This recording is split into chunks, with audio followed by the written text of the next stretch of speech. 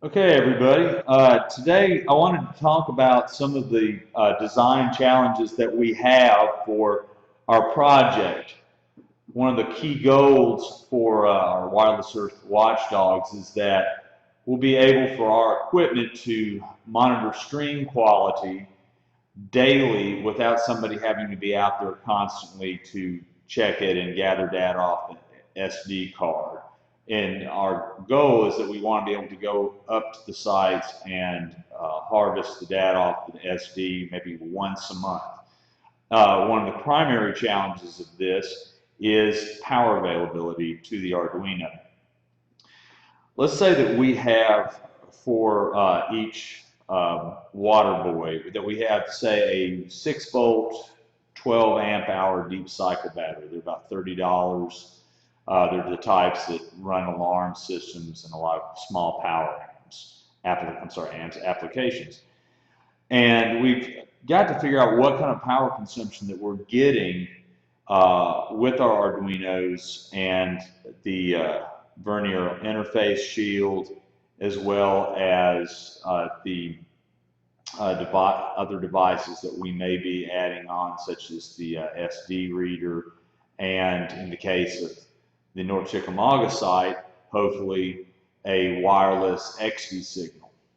So let's see what kind of power draw that we're getting. It's important as you move through the project that you're able to really have a sense of what type of energy, how much energy, and the particular needs for the different devices that we're using.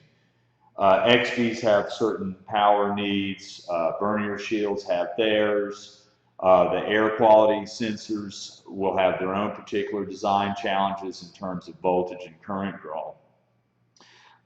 If we don't really want to spend a lot of time today necessarily focusing on volts and amps and Ohm's law, there might be another time we'll talk about that. Today we're just going to focus on current draw. Okay, so here's an Uno right here, and so this is a bare bones platform, and I got a little power supply running a little over 5 volts, which would be standard closer to 6 volts. And let's go ahead and plug him in and see what kind of current that we're getting.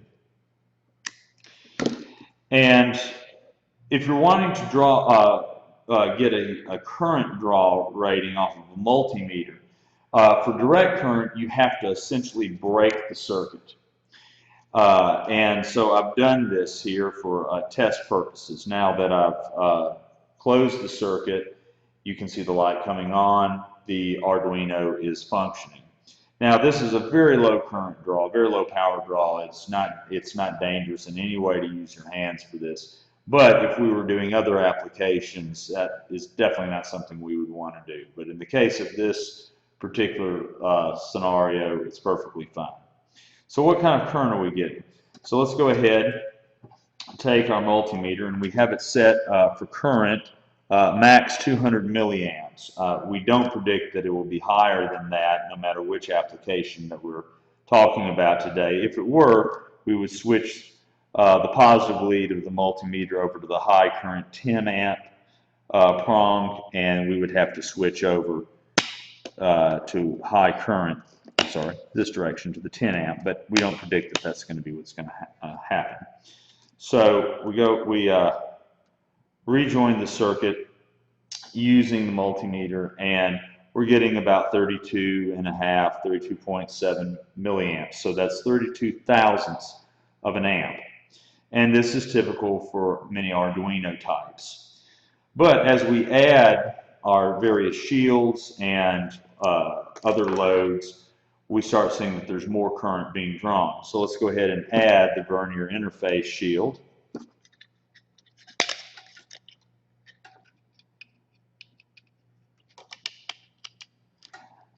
And we'll see if there's any change in our current draw. And it's just a very small amount by itself. Now when I hit the reset button on it, we see that it does go up some. But the loads are also going to increase once we actually put some of our sensors, for example, the pH sensor.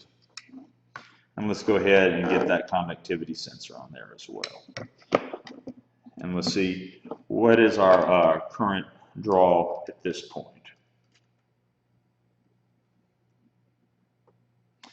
It's not a whole lot bigger. We're now up to close to 44 milliamps. Not too bad at all. It is a little bit more.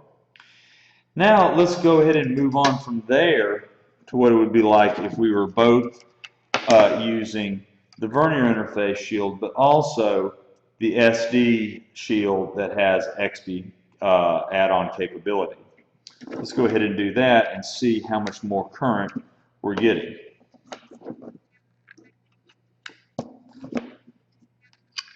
Unplug him and put our power source to him.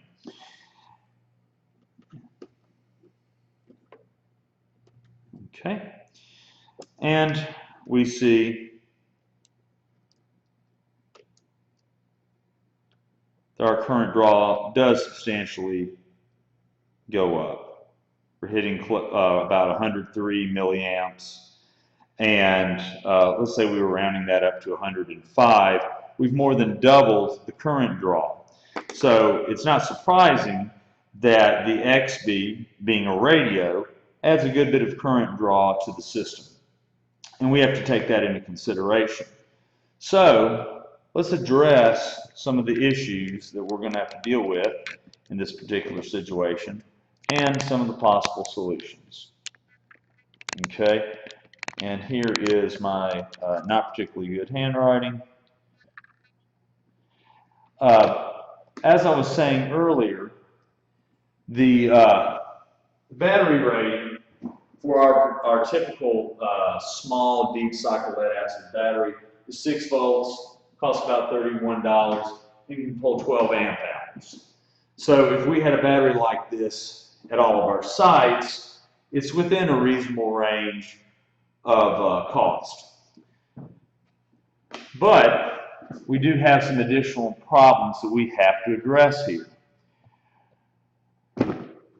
One being the fact that we're going to probably run out of current after a few days. If we do have a 12 amp hour battery, in this case, we would take our 12 amp hour rating, divide it by the current draw that we just drew, 0.105 amp hours or 105 milliamps, if we were kind of rounding up to not be too hopeful. And we would get basically 114 hours of usage from our battery, or for about 4 3/4 days. So we have some options that we have to look at. One option is that we can go out to the test site every 4 days and switch out rechargeable batteries, which is a pain, especially if we're dealing with our remote sites.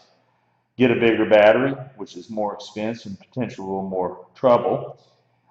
And then find some other way to deal with the problem by reducing power consumption. So this is a challenge that I'm hoping we can meet. There's a variety of ways that we might be able to get our Arduino to reduce power consumption. One thing to take in consideration is that we're only needing to get data once a day. We don't necessarily have to have the sensors running 24/7. I've shot out some inquiries out into the net universe on a couple of forums, and I've heard various suggestions using relays or FET transistors. There's also some tweaking of the code that might help some, although there's some suggestions I saw using a sleep function, which until now I was not familiar with. But at any rate, we're hoping that we can figure out some way or ways to drop the power consumption.